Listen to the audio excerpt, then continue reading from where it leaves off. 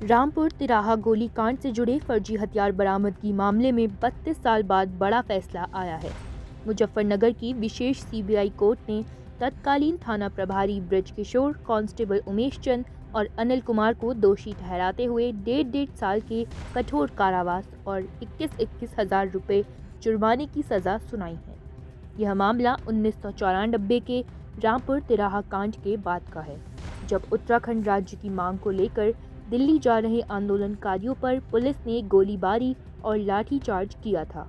आरोप था कि आंदोलनकारियों को झूठे मामलों में फंसाने के लिए पुलिस ने फर्जी हथियार बरामदगी दिखाई थी, जिसे सीबीआई जांच में पूरी तरह फर्जी पाया गया। फैसले का उत्तराखंड के आंदोलनकारियों और सभी प्रमुख राजनीतिक दलों ने स्वागत किया है।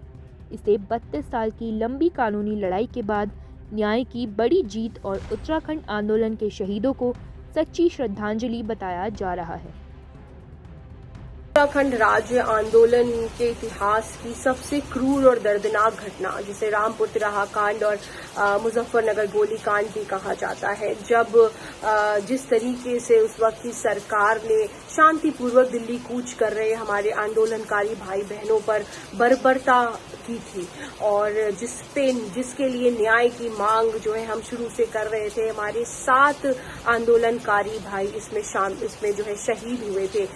2024 में भी कोर्ट का जो निर्णय था वो सराहनीय था, जिसमें 2 पीएसी जो है जवानों को, सिपाहियों को उन्होंने आजीवन कारावास दिया था और जो अभी फैसला आया है जून में, वो भी स्वागत योग्य है कि जैसा करेंगे वैसा भरेंगे की जो एक नीति है और ये जो रीति है, कानून इसीलिए होता है कि जो जिस तरीके का गुनाह करेगा उसको सजा मिलेगी। अभी भी जिन पुलिसकर्मियों को दोषी मान करके सजा सुनाई है कोर्ट ने, हम उसका स्वागत करते हैं। वो दंश और वो दुख सदैव मन में रहेगा कि किस तरीके से हमारी बहनों के साथ जो है अत्याचार हुआ, महिलाओं के साथ जो है दुष्कर्म हुआ और उसके बाद जिस तरीके से आंदोलन आगे बढ़ा और आज हम प्रदेश को पाने में सफल हुए हैं। उनकी शहादत कभी भी बेकार नहीं जाएगी और जो दोषी हैं, अन्य दोषी जो और भी हैं, उन्हें भी इसी तरह सजा मिलेगी। आज जो ऐतिहासिक फैसला सुनाया गया रामपुर तिराहा कांड में पाए जाने वाले दोषियों को जो सज़ा दी गई है, उससे तमाम हमारे उत्तराखंड की माताएं, बहनें, उत्तराखंड के लोग बहुत ही ज़्यादा खुश हैं, क्योंकि उन आंदोलनकारियों का जो बलिदान था, आज उस पर एक बहुत ही अच्छा फैसला आया है। उन गुनहगारों को फांसी दी गई है और वो यह मुकर्रर कर रही है बातें ये सारी कि हमारे तमाम उत्तराखंडी जो रामपुर तिराहा कांड को एक श्राप के रूप में देखते थे, आज वो श्राप हमारी तमाम माताएं और बहनें जो उस समय पूरी तरीके से पुरजोर तरीके से लड़ाई लड़ रही थी, आज उनके लिए बहुत ही सुखद अनुभव है कि उनका बलिदान कहीं भी बेकार नहीं गया है। और भारतीय जनता पार्टी के राज में हमेशा से जो भी व्यक्ति गुनहगार है वो किसी भी कीमत पर बच नहीं पाएगा। आज की तारीख जीवन भर के लिए इतिहास में दर्ज हो जाएगी कि आज के दिन रामपुर तिराहा कांड के दोषियों को सख्त से सख्त सजा दी गई।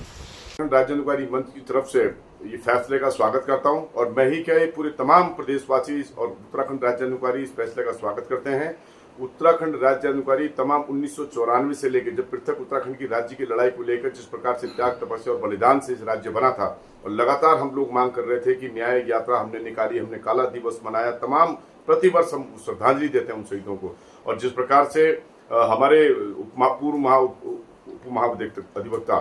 श्री रमन शाह जी, उन्होंने जिस प्रकार से राज्य अनुकारी मंच की मांग को लेकर समन्वय बनाकर जो पुराने जो मामलों को निकाला, पूरी फाइलों को निकाला और लगातार वो उन्होंने संवाद बनाए रखा। और आज इस बात की मुझे खुशी है कि मुजफ्फरनगर में चाहे अनुराग वर्मा जी हों, अधिवक्ता हमारे वरिष्ठ या चौहान जी हों, उन लोगों ने जिस प्रकार शिद्दत के साथ वहाँ पे इस केस को लड़ा। और मैं उनको भी याद करना चाहूँगा जो कई लोग हमारे आज दिवंगत हो गए, जो हमारे सीबीआई के गवाह थे, चाहे वो जीतपाल बर्तवाल जी से, तमाम, चाहे हमारी जो अभी हाल ही में आपने देखा होगा अभी निधन हुआ है उनका पिछले माह, विमला कोटियाल जी, या हमारे बिष्ट जी पिथौरागढ़ से, तमाम वो लोग जो अपनी आज की तारीख में जिनको उस राज्य आंदोलन के मालूम था, वो उसके लिए वहाँ पे जब अपना बयान देने गए और उन्होंने जिस शिद्दत के साथ वो बयान दिया और उसी शिद्दत के साथ जुडिशरी ने भी उसको सुना और आज फैसला आपके सामने है। अब मेरी सरकार से और उन जनप्रतिनिधियों से मांग है कि आप अब तक कोई पहल नहीं कर पाए, तो लेकिन अब उनको पहल करनी चाहिए कि ताकि सबको जो है फांसी की सजा मिले। आज मुझे इस बात की भी पीड़ा है कि कई शहीद परिजन आज जीवित नहीं हैं जो इस फैसले को सुन सकें, लेकिन देर आए दुरुस्त आए। अगर धीरे धीरे इसमें आगे गहराई से और हम जाएंगे तो निश्चित रूप में कई और लोग जो छूटे हुए लोग हैं या जो दूसरे जो और फैसले हैं, जो तमाम हमारी खटीमा का हम जिक्र करते हैं, मसूरी का हम जिक्र करते हैं, तमाम उन शहीदों को याद करते हुए मैं चाहूँगा कि आगे भी उन फैसलों पर भी लगातार पॉजिटिविटी के साथ जो है इसमें CBI अपनी पहल करे और उनको भी न्याय दिलाने का काम करे।